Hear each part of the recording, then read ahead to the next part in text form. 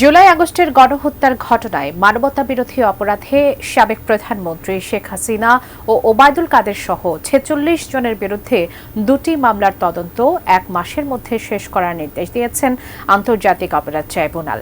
আগামী ১৭ ডিসেম্বর এ নিয়ে তদন্ত প্রতিবেদন দিতে বলেছেন আদালত। আজ সাবেক ৯ মন্ত্রী প্রতিমন্ত্রী সহ আওয়ামী লীগের প্রভাবশালী ১৩ জনকে প্রথমবারের মতো ট্রাইব্যুনালে হাজির করা হয়। তাদের ট্রাইব্যুনালের মামলায় গ্রেফতার দেখিয়ে কারাগারে আটক রাখারও নির্দেশ দিয়েছেন আদালত। জাভেদ আখতারের প্রতিবেদনে বিস্তারিত। জুলাই আগস্টে ছাত্র জনতার আন্দোলনে গণহত্যার ঘটনায় মানবতাবিরোধী অপরাধের অভিযোগে আন্তর্জাতিক অপরাধ ট্রাইব্যুনালের তদন্ত সংস্থায় এখন পর্যন্ত অভিযোগ দায়ের হয়েছে ৮০টি। এগুলোর প্রায় সবগুলোতেই প্রধান অভিযুক্ত সাবেক প্রধানমন্ত্রী শেখ হাসিনা। ট্রাইব্যুনাল পুনর্গঠনের পর গত ১৭ অক্টোবর প্রথম দিনের মতো শুরু হয় বিচার প্রক্রিয়া। ওই দিনই শেখ হাসিনা সহ ৪৬ জনের বিরুদ্ধে গ্রেপ্তারি পরোয়ানা জারির আদেশ দেন আদালত।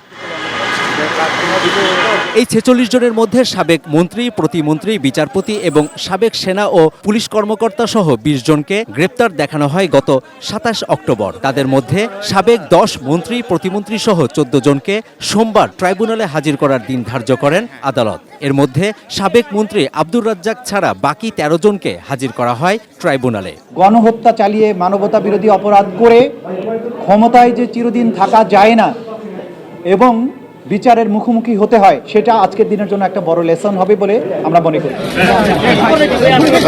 সোমবার ট্রাইব্যুনালে যে ৯ মন্ত্রী প্রতিমন্ত্রীকে হাজির করা হয় তারা হলেন আনিসুল হক, ফারুক খান, শাহজাহান খান, দীপু মনি, গোলাম দস্তগীর গাজী, রাশেদ খান মেনন, হাসানুল হক ইনু, কামাল আহমেদ মজুমদার ও জুনাইদ আহমেদ পলক। এছাড়া সাবেক প্রধানমন্ত্রী শেখ হাসিনার ২ উপদেষ্টা সালমান এফ রহমান ও তৌফিকি ইলাহি চৌধুরী এবং সাবেক বিচারপতি শামসুদ্দিন চৌধুরী মানিক ও সাবেক জননিরাপত্তা সচিব জাহাঙ্গীর আলমকেও হাজির করা হয়।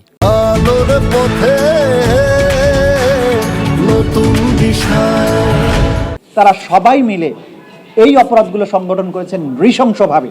প্রত্যেকেই সুপিরিয়র কমান্ড রেসপন্সিবিলিটির দায়ে অভিযুক্ত, কারণ তারা নির্দেশ দিয়েছেন, পরিকল্পনার সাথে সম্পৃক্ত ছিলেন, সরাসরিও জড়িত ছিলেন। এবং এই সমস্ত অপরাধের সবচাইতে বড় দায় হচ্ছে শেখ হাসিনার। সকাল ১০টা ৫০ এই ১৩ জনকে আদালত কক্ষে নেওয়া হয়। এর ১২ মিনিট পর বিচারপতি মোহাম্মদ গোলাম মর্তুজা মজুমদারের নেতৃত্বে ৩ সদস্যের ট্রাইব্যুনাল এজলাসে বসেন। শুরুতেই ট্রাইব্যুনালের চিফ প্রসিকিউটর আদালতে একটি দীর্ঘ বক্তব্য দেন। সেখানে তার মূল কথা হচ্ছে সাবেক প্রধানমন্ত্রী শেখ হাসিনা গত প্রায় ১৬ বছর একচ্ছত্রভাবে ক্ষমতায় টিকে থাকতে ফ্যাসিবাদী হয়ে ওঠেন।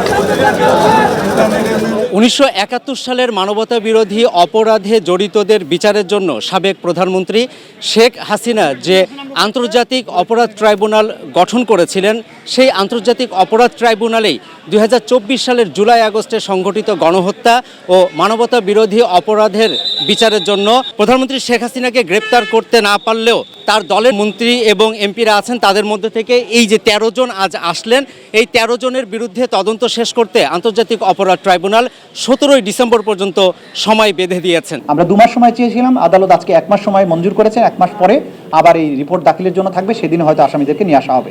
এই রিপোর্ট আমরা তদন্তের সংস্থার কাছ থেকে পেয়ে যাব এবং মামলাটি তখন আনুষ্ঠানিক বিচারের জন্য তার যাত্রা শুরু করবে। আদালত শেখ হাসিনাকে গ্রেপ্তারের অগ্রগতিও জানতে চান। শেখ হাসিনা, তার ব্যাপারে রিপোর্ট এসেছে তিনি দেশের বাইরে পালিয়ে আছেন, ভারতে অবস্থান করছেন। আমরা ফরমাল রিকোয়েস্ট পাঠিয়েছি ইন্টারপোলের কাছে রেড নোটিশের মাধ্যমে যে তাকে পেলে যেন গ্রেপ্তার করা হয়। তাকে ভারতের সাথে সম্পাদিত যে অপরাধীর বহিঃসমর্পণ চুক্তি, সেইটার মূলে তাকে ফেরত চাওয়ার জন্য প্রক্রিয়াতেও বাংলাদেশ যাচ্ছে। এটা আমরা আদালতের কাছে জানিয়েছি।